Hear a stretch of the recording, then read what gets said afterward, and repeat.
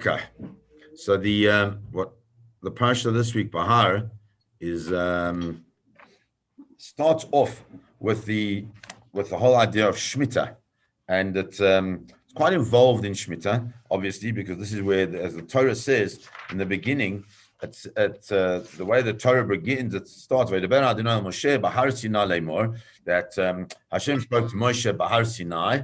At Har Sinai. So the question is, and then it starts speaking about the laws of Shemitah. So Rashi says, why would the Torah use Har Sinai as its launching pad for the discussion on Shemitah? All the halachas come from Har Sinai. So Rashi says, "Ma'in and Shemitah etzel Har Sinai, v'ala kol mitzvos ne'emru b'Sinai, ela ma Shemitah." What's the thing with Shemitah? Ne'emru klalotea perotea v'dikrotea b'Sinai. And all the laws, all the details, all the different specifics of the dinim of Shemitah are mentioned at Har Sinai, and which is different from where later on we read there are other type of the other mitzvahs which are mentioned later on in the Torah. In Dvarim, there's kind of like a repetition, but where Shemitah is not repeated, and the reason is he wants to say because the difference is here that the others are mentioned again. Here they're not mentioned because everything came from Har Sinai, just to make sure that we understand that Shemitah is not just a nice idea, but rather it's a din d'oraisa that comes straight from Har Sinai, from HaKadosh Baruch Hu to Moshe Rabbeinu. With that in mind, we can then start understanding how the rest of the parsha starts to unfold. Because the parsha then moving on from Har Sinai then says then it starts speaking about the sale. If a person starts selling things, now here specifically it talks about the halacha of ona'ah. Ona'ah is overcharging or undercharging or underselling.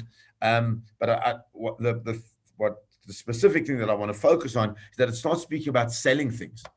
Why would a person sell things? So there are two reasons. The first reason is because they're doing business. They're just doing basic business, selling up and down, whatever the case is. But now we're talking about selling your land. Why would you sell your land? You'd sell your land because you need the money.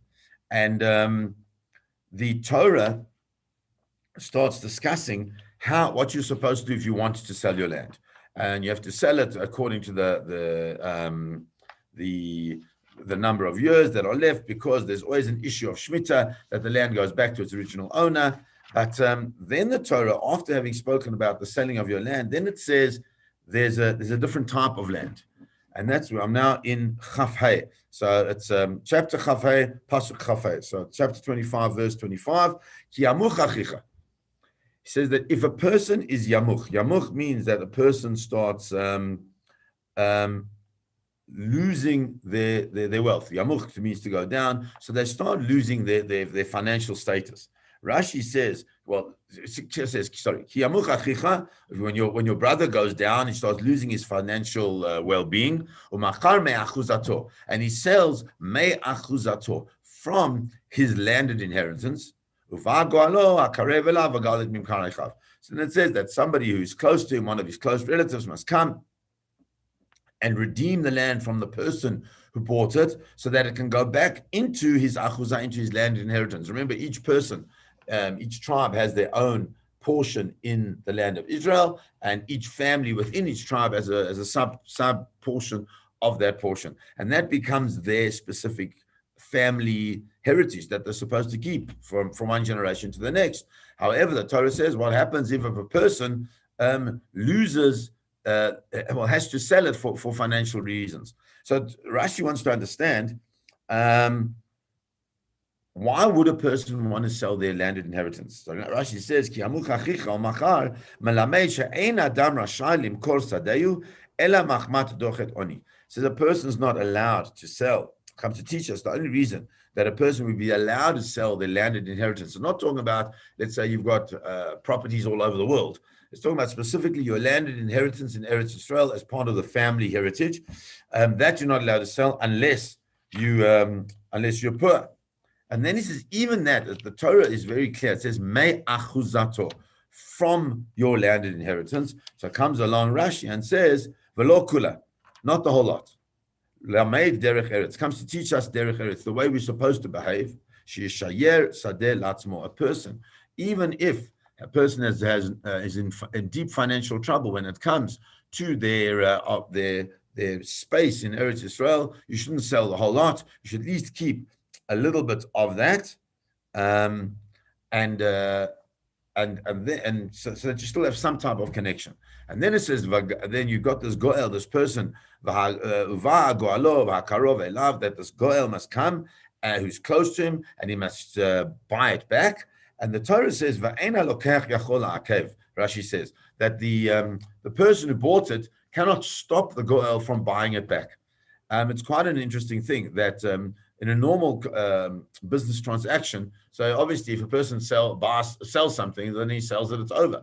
And you can't force the resale of that. But when it comes to the landed inheritance of Eretz Israel, so then it can be forced that a person has to sell it back into that family in order to ensure that will happen. So now the question really is, and all the Mefarshim trying to understand, why is it that you've got the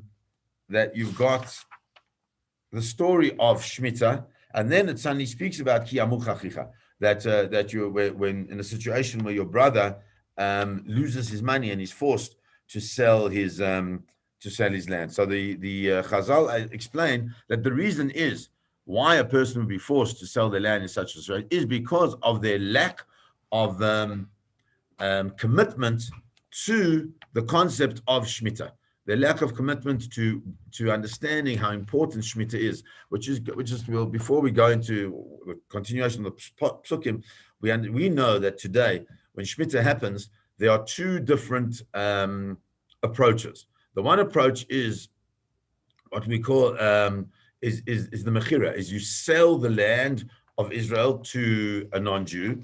It's called the heter mechira. You sell the land of Israel to a non-Jew in the same way as you would like sell your chometz.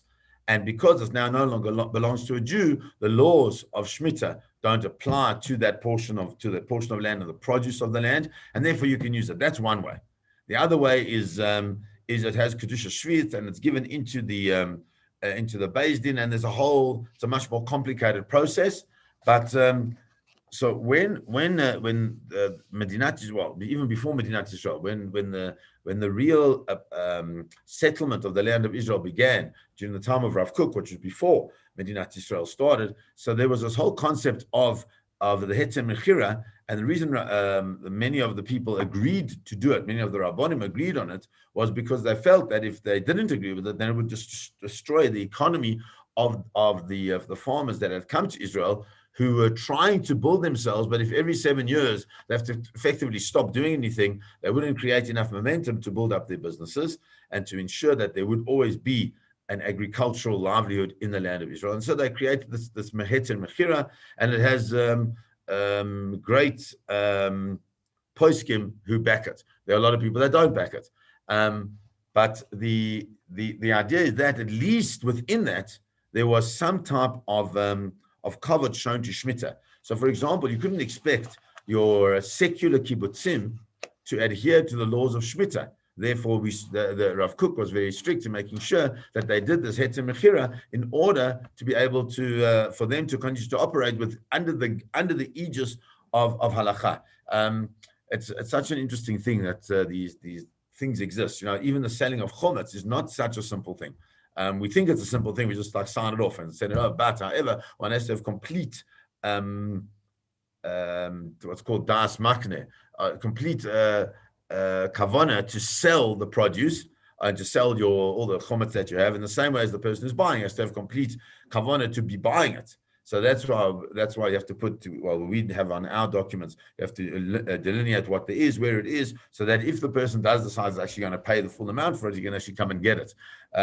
So too with the heter mechira, it's the same thing. So it comes along the Kli Yakar, and the Kli Yakar says that if you look carefully, you will see that in Pasuk Chaf Hey, it starts Ki Amuch Achicha.